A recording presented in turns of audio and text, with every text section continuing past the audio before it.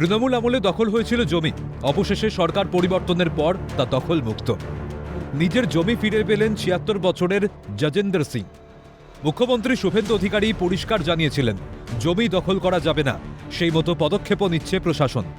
কলকাতা পুরসভার প্রাক্তন এমআইসি তথা বেহালা ১১৮ নম্বর ওয়ার্ডের প্রাক্তন কাউন্সিলর তারক সিংয়ের বিরুদ্ধে জমি দখলের অভিযোগ। দীর্ঘদিন ধরে আইনি লড়াইয়ের পর অবশেষে নিজের জমি ফিরে পেলেন ৭৬ বছর বয়সী যজেন্দ্র সিং। জানা গিয়েছে ১৯৯০ সালে এক ব্যক্তির কাছ থেকে ওই জমি কিনেছিলেন যজেন্দ্র সিং। পরবর্তীকালে জমির মালিকানা নিয়ে অপর এক ব্যক্তির সঙ্গে তার আইনি বিরোধ শুরু হয়। দীর্ঘদিন ধরে আদালতে মামলা চলার পর ২০১৭ সালে সেই মামলায় জয়ী হন যজেন্দ্র সিং। অভিযোগ আদালতের রায় তার পক্ষে যাওয়ার পরেই ওই জমি তারক সিং দখল করে নেন এবং জমিটির চারপাশে পাঁচিল তুলে দেন। ২০১৭ সাল থেকে বারবার চেষ্টা করেও তিনি নিজের জমি দখলমুক্ত করতে পারেননি। অবশেষে রাজ্য সরকার পরিবর্তনের পর এদিন বেহালা থানার পুলিশের উপস্থিতিতে এবং বিজেপি কার্যকর্তাদের উপস্থিতিতে ওই জমি দখলমুক্ত করা হয় বলে দাবি জমির মালিক পক্ষের।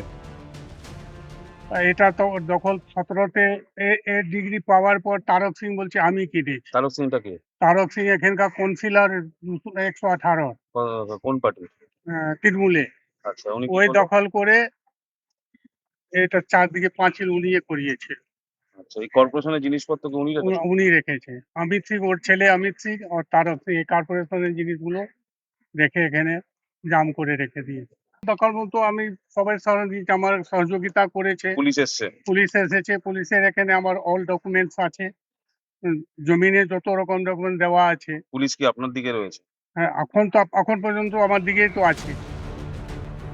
২০১৭ সাল থেকে বারবার চেষ্টা করেও তিনি নিজের জমি দখলমুক্ত করতে পারেননি।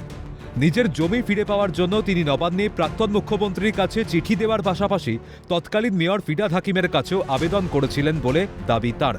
কিন্তু তারক সিং প্রভাবশালী হওয়ায় দীর্ঘদিন ধরে কোনো রকম সাহায্য পাননি বলেই অভিযোগ জমির মালিকের। নিজের নামে জমি থাকা সত্ত্বেও দীর্ঘদিন ধরে তার বাবা সেই জমিতে যেতে পারেননি, জানাচ্ছেন যজেন্দ্র সিংয়ের মেয়ে।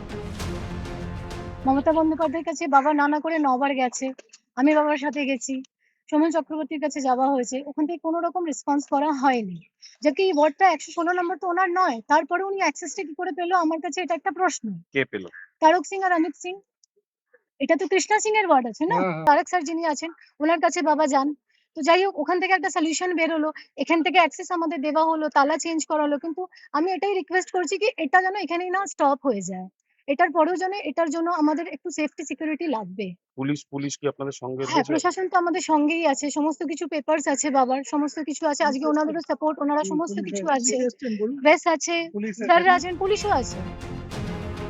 তারক সিং ১১৮ নম্বর ওয়ার্ডের কাউন্সিলর, তার ছেলে অমিত সিং ১১৭ নম্বর ওয়ার্ডের ও তার মেয়ে কৃষ্ণা সিং ১১৬ নম্বর ওয়ার্ডের কাউন্সিলর।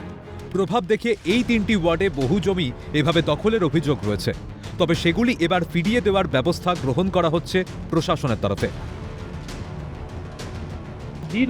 অনেক লোকের জমি দখল করে রেখেছে জোর করে, এবং এত অত্যাচার মানুষের উপর করেছে। ইনি ৭৬ বছর বয়স, ওনার জমি জোর করে দখল করেছে। উনি মমতা ব্যানার্জির কাছে ৯ থেকে ১০ বার গেছেন, শোভন চ্যাটার্জি মেয়র থাকাকালীন ৪ থেকে ৫ বার গেছেন, সবার কাছে ডকুমেন্ট আছে। ববি হাকিমের যখন মেয়র ছিলেন ওনার কাছে গেছেন, কিন্তু কেউ কিচ্ছু করেননি। যেহেতু প্রভাবশালী নেতা তারক সিং, তাই ওনাদের বিরুদ্ধে কেউ কিছু করতে পারেনি। আমাদের নেতৃত্ব বলেছে কোনো দখলদারি চলবে না। আমরা নিজেরা খালি আসিনি, আমরা বেহালা থানার মাধ্যমে আজকে দেখুন পুলিশও দাঁড়িয়ে আছে, বেহালা থানা এসে আজকে ওনার হাতে জমিটা তুলে দিচ্ছে। খালি আমরা শুধু না, আমরা তো পার্টির লোক আছি, আমরা এই ওয়ার্ডের প্রেসিডেন্ট বা আমরা যারা আছি এই ওয়ার্ডের সবাই আছি, কিন্তু সঙ্গে পুলিশও আছে বেহালা থানা। ওনারা এসেই মেনলি জমিটা ওনাদের হাতে তুলে দিচ্ছেন, আমরা সঙ্গে আছি পুলিশে।